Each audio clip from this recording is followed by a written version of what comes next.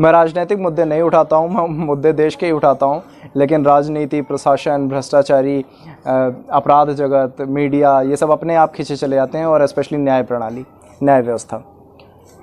तो जो भी लोग पार्टी के भक्त हैं, जो भी लोग ये कहते हैं कि हमारी पार्टी ने बहुत काम किया, ये किया, वो किया, भैया इतने अथराइजेशन के बाद, इतनी पावर के बाद, सत्ता होने के बाद, पैसा होने के बाद, कानून और प्रशासन आपके साथ, एडमिनिस्ट्रेटिव पावर्स आपके पास होने के बावजूद अगर आपने कुछ उखाड़ा है तो क्या उखाड़ा है?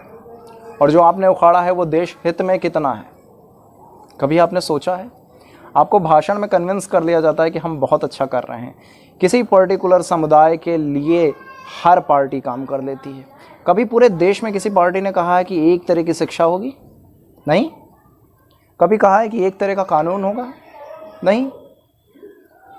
कभी कहा है कि जो है जनसंख्या नियंत्रण होगा? बिल्कुल ग्राउंड लेवल पर होगा, और किया जा सकता है। बड़ा मुश्किल काम नहीं है। इतने अथराइजेशन के बाद अगर आप नहीं कर पा रहे हो ना, तो फिर बेकार हो, टू बी वेरी ऑनेस्ट। लोग कहते हैं ना वहाँ बैठ करके समझ में आता है, कुछ नहीं समझ में आता भाई, कुछ नहीं समझ में आता। अपने रिस्पॉन्सिबिलिटीज से, अपने रोल से भाग रहे हैं लोग। तो सबसे बड़ी प्रॉब्लम तो यही है। कमाल की बात है कि किसी नेता के जो है, अगर वो कोई चीफ मिनिस्टर है और उसके कार्यकाल में 45,000 रेप हुए हैं, और अगला आता है उसके कार्यकाल में 38,000 रेप होते हैं, तो खुशी से बताता है कि हमारे यहाँ क्राइम रेट गिरा है। उसने कोई नया कानून नहीं बनाया है। ये नसीब से लोग बच गए हैं, या फिर उनकी रिपोर्ट दर्ज नहीं की गई है।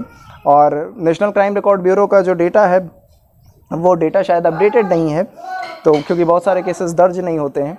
तो अगर ऐसा है तो ये शर्मनाक बात है। फिर किस बात का मोदी, योगी, दीदी, चचा, भैया, और ये किस बात के लिए? मैं किसी एक पर्टिकुलर पार्टी की बात नहीं कर रहा हूँ, मैं सब की बात कर रहा हूँ।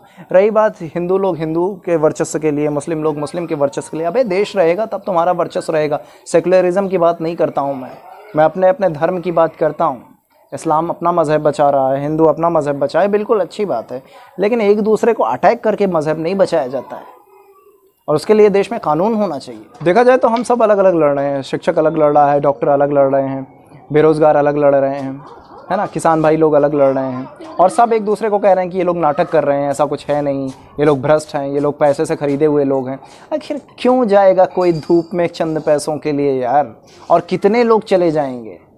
और हम कह रहे हैं लेबर की भीड़ अगर वहाँ इकट्ठी हो भी गई है, तो कौन सा वो गलत तरीके से प्रोटेस्ट कर रहे हैं? लोकतांत्रिक तरीके से प्रोटेस्ट कर रहे हैं। वो हिंसात्मक तब तक नहीं होता है जब तक आप उनकी बात सुनने को तैयार हो।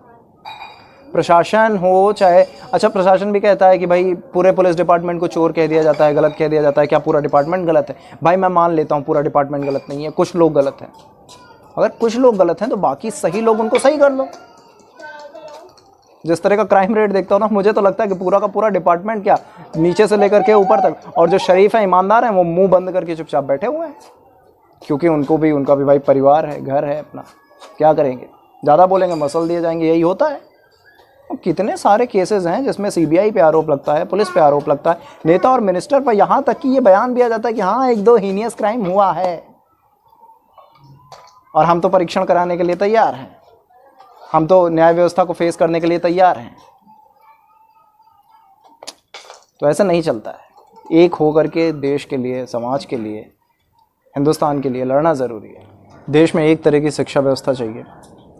बेरोज़गारी अपने आप कम हो जाएगी अगर शिक्षा व्यवस्था अच्छी होगी। तो अपराध कम नहीं होने चाहिए, ख़त्म हो जाने चाहिए। इतना स्ट्रिक्ट कानून होना चाहिए, कठोर मृत्युदंड दीजिए ना।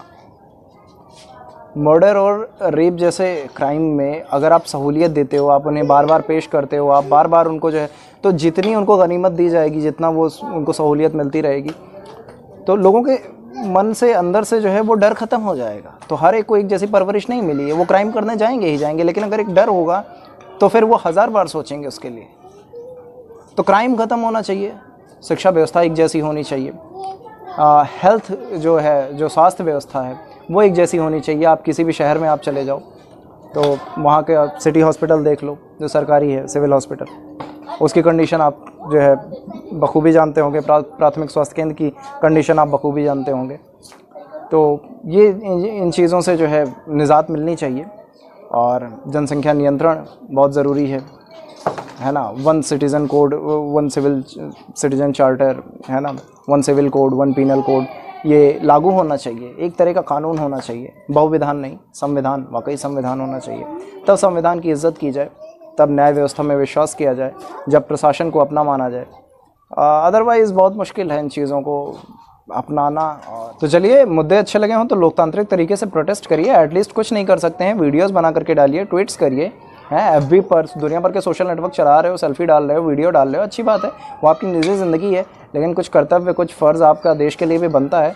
तो अगर रोड पर जाकर प्रोटेस्ट नहीं कर सकते हो, दिल्ली में जाकर धरना नहीं दे सकते हो, है ना, सरकार से सीधे बात नहीं कर सकते हो, तो एटलीस्ट डिजिटल सिस्टम है आपके पास, और जब तक इसे बैन नहीं किया जा रहा है, लोकतांत्रिक तरीके से, डेमोक्रेटिक तरीके से प्रोटेस्ट करते रहिए, विरोध करते रहिए, जो चीज़ें गलत लगती हैं, है ना, उनको क्रिटिसाइज़ करते रहिए, और सही तरीके से क्रिटिसाइज़ करिए। बिल्कुल गलत मंशा लेकर के और गलत विचारधारा लेकर के किसी को क्रिटिसाइज़ मत करिए। क्रिटिसिज्म का मतलब ये होता है कि वो चीज़ें सही हो जाएं, वो आलोचना किसी को चोट पहुंचाए और वो चीज़ें सही हो जाएं, उसमें सुधार हो। तो अगर वीडियो अच्छा लगा हो तो शेयर कीजिएगा। जय हिंद।